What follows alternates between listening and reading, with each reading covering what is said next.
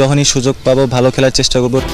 ওই একটা সুযোগের তৃষ্ণা মেটাতেই সাইফকে প্রায় ৪ বছর অপেক্ষা করতে হলো।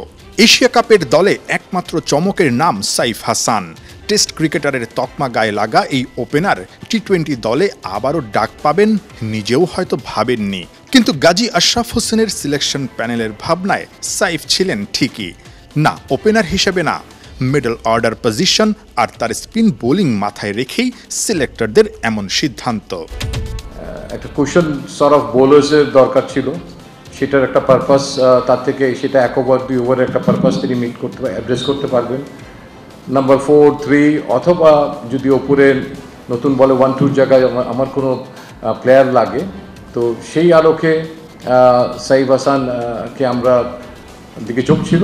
তবে অস্ট্রেলিয়ায় টপ এন্ড টি-20 টুর্নামেন্টের পারফরমেন্স বিবেচনা করলে সাইফের চেয়ে জিসান আলমই নির্বাচকদের ভাবনায় এগিয়ে থাকার কথা ছিল।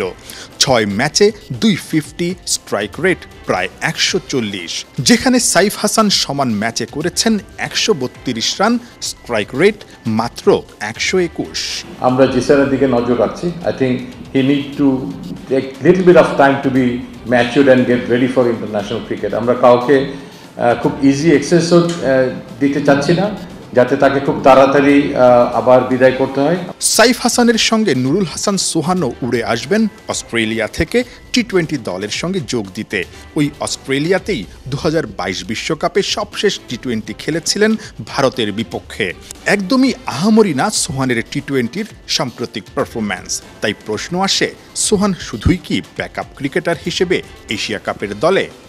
তার approach of cricket, pattern of cricket, আমরা 5-6 জায়গায়, স্পেশালি 5-6 জায়গায় আমরা মনে করি যে আমাদের একটা খুব ভালো চয়েস সেখানে।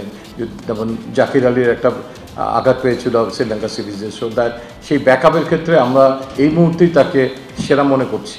চিফ সিলেক্টর যখন এশিয়া কাপের দল নিয়ে ব্যাখ্যা দিতে ব্যস্ত, তার কিছুক্ষণ আগে মিরাজকে দেখা গেছে মিরপুরে নিজের বোলিংয়ের ধার বাড়াতে।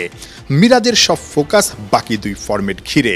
নির্বাচকরাও চান টি-20-র চক্করে বাকি 2 ফরম্যাটে পারফর্মার মিরাজকে না হারাতে। মেহেদী মিরাজ আমাদের টেস্ট ম্যাচ এবং ওয়ানডে ক্রিকেটের একটা অমূল্য সম্পদ, আই শুড সে। এবং শুধু আমাদের না, আমি বলবো এখন সারা world cricket knows him very well as for his all round performance. So সেটার পাশাপাশি টি-20 ক্রিকেটে আসলে প্রভাব কিছুটা পড়ে, সেটা ব্যাটিংয়েও পড়ে, বোলিংয়ে তো আরও অনেক বেশি পড়ে। তো still he loves the game, he wants to play the game, but still তিনিও চিন্তা করেন যে এই প্রভাব কতটুকু। এ ব্যাপারে আমরা খোলামেলা কথা বলি এখন, এবং দলের ক্রাইসিসে হলে অবশ্যই তাকে খেলতেই হবে। এশিয়া কাপে এর আগে টাইগাররা 3 বার ফাইনাল খেলেছে। এবার কি অধরা ট্রফিটা লিটনের হাতে উঠবে? জাকের আলীর বিশ্বাস বাংলাদেশ চ্যাম্পিয়ন হবে, কিন্তু যিনি এই দলটা গড়েছেন তিনি কি বড় স্বপ্ন দেখছেন? যেটা আমি নোটিস করেছি পাকিস্তানের সঙ্গে টেস্ট ম্যাচ সিরিজটা জেতার আগে পাকিস্তানে some of the players were really confident, যেটা আমাকে অনেক বেশি আশান্বিত করেছে। এবং তাদের মধ্যে এই জিনিসটা যখন কাজ করছে, এটা একটা ধাপ আমি মনে করি। এই ধাপটা যদি কাজ করে, আই থিঙ্ক সুন অর সামনে কোথাও কোনো সময় I think will be able to make it. Nahiyan bin Jasim,